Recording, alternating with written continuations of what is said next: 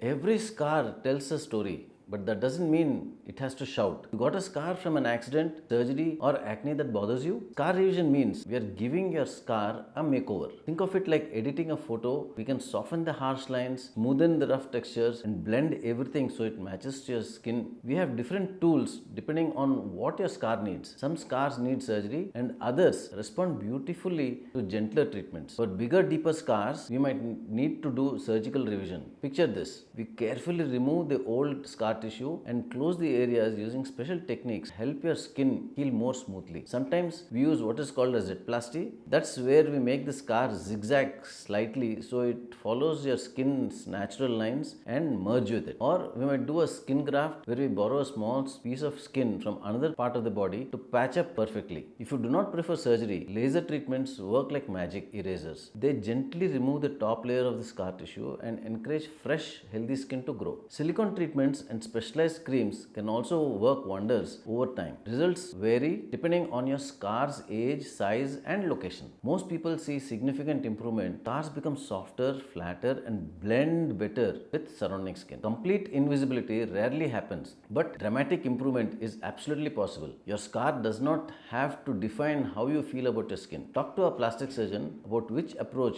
might work best for you.